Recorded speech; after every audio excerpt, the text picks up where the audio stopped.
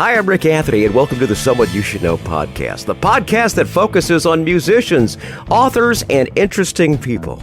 We like to say we're making a difference one artist at a time. So sit back, have a cold one, and get ready to meet someone you should know. Today's podcast guest joins me. Actually, he joined me about this time last year. He's a longtime friend of mine. We go back to 2003 when he was handling public relations for the Schucks and Cragen funny car team in the National Hot Rod Association. He's got a brand new book about those days. He's my buddy, Bob Wilber. Bob, thanks for joining me again.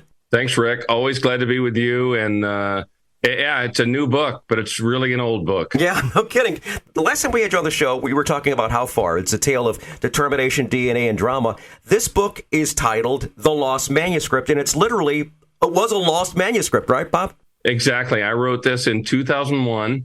I just somehow woke up one morning and decided that it would be a great idea to write a diary of the whole season. And there goes a cat. There's a cat. Yeah, absolutely. That one's Chloe. That one's Chloe. I love that. Oh, yeah. They run this place as far as that goes. Yeah, my cat does too. Absolutely. Anyway, I decided it would just be a great idea to write a diary of the whole season, even though there was no real good reason to do that. We hadn't been all that successful to that point with our CSK sponsorship. We'd won one race in 4 years. And I decided, well, I'm just going to write it all down. Mm-hmm. And on top of all the PR stuff I had to write anyway. So I wrote it all down, and it turned out to be, as Dell said, it turned out to be a season that changed our lives. And I just got lucky. Indeed, it did. Let's talk about that season. Dell wound up winning 4 races, ended up third in points that season. Frankie had a good year also. Frank Pedregon had a good year driving the blue car. And it's a whole lot easier writing stories as a public relations person about winning versus reasons to sugarcoat a loss, right? As Chuck Worsham used to say to me every time we have a really bad weekend, he'd say, "How are you going to sugarcoat this one?" So those words are apropos, huh? They were apropos, and that was my job. I had to say, well, no, yeah, we didn't hardly qualify and we lost in the first round, but here's all the reasons why it was a good day. So it was it was something that was hard to do, but I dove in, and by, I don't know, the second month writing this thing, it was just part of my life. It was, I was just writing it every day. I would write in the transporter lounge. I would write in my hotel room. I'd write on the airplane. I'd write anywhere I had time to write what happened that day. So it was real time. It wasn't like I kept notes and then a year later wrote them all down. It was as it happened, I wrote it. And it turned out to be pretty darn good. Yeah, I'd say Dell with 4 wins. Frankie wound up winning the Big Bud Shootout over there at the Mac Tools Nationals. It was just a fun year.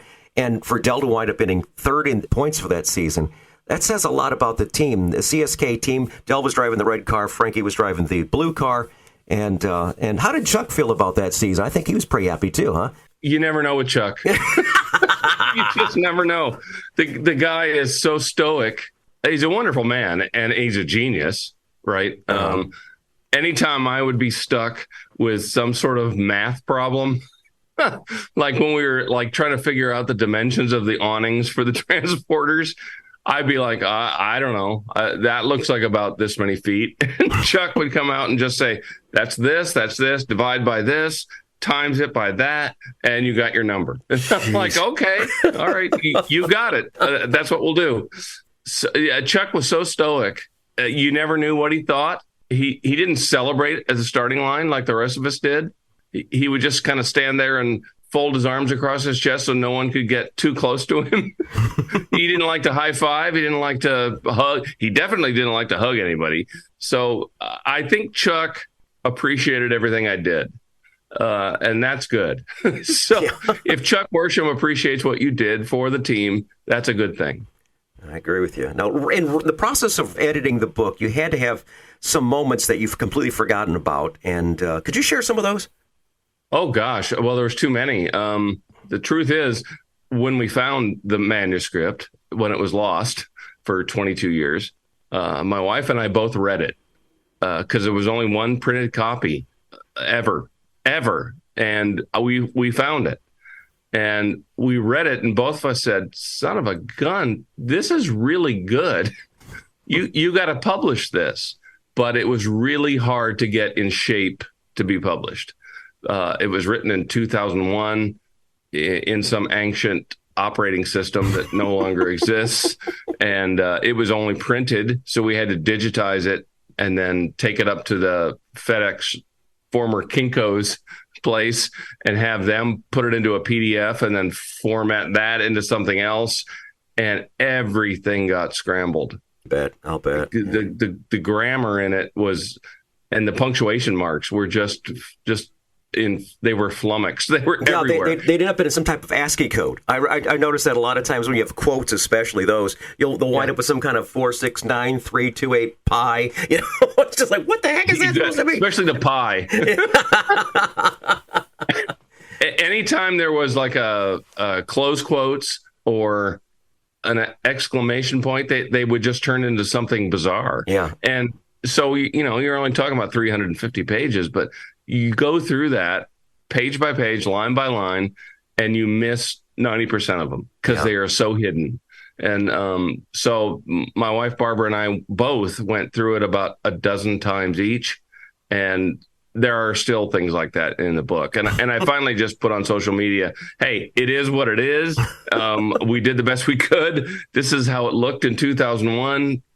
So have at it. But no, I can't fix everything here. Was this just sitting in a box in the garage, or how'd you find it? It was in our utility room in a cheap plastic Target chest of drawers. And we were having a neighborhood garage sale. And Barbara was actually on the hunt for something specific. She was looking, I don't know what it was. She was looking for something specific.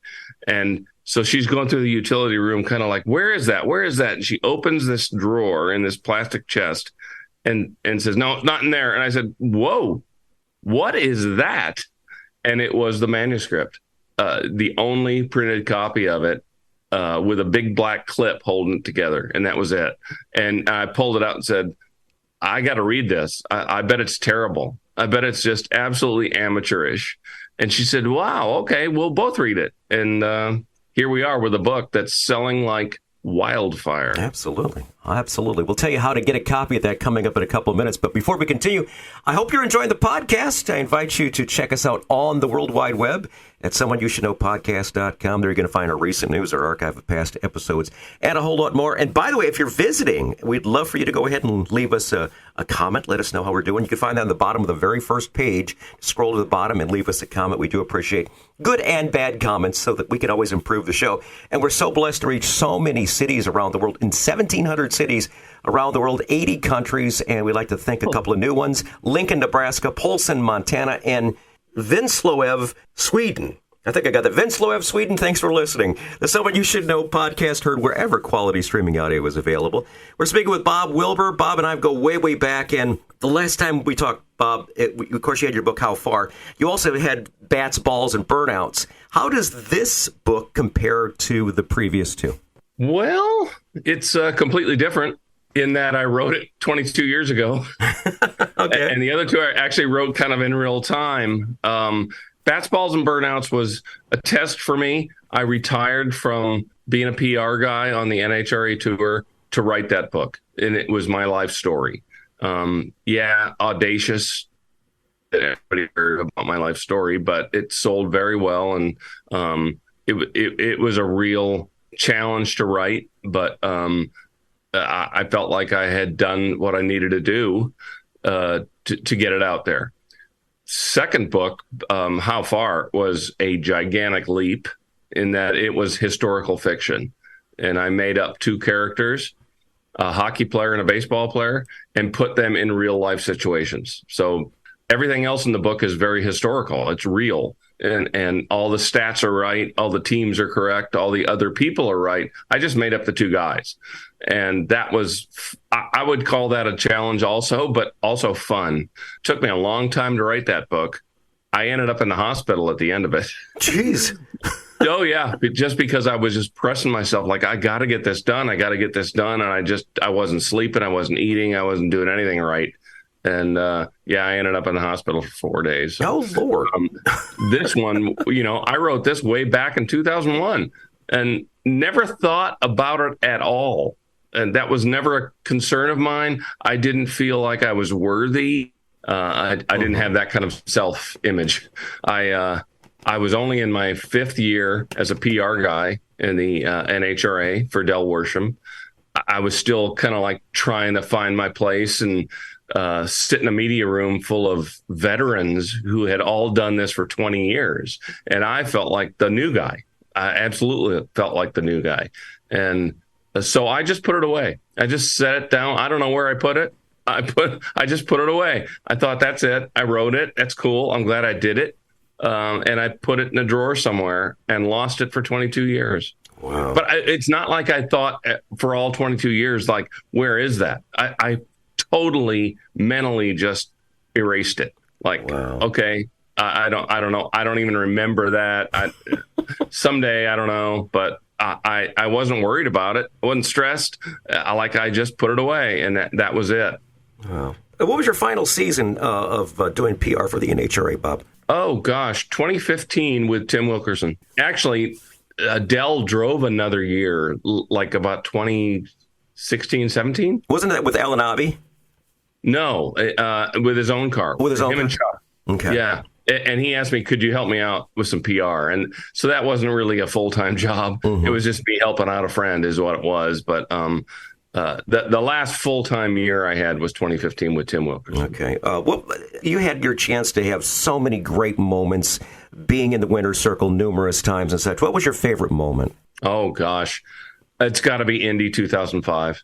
Okay. We won the shootout for $100,000. It was the Budge.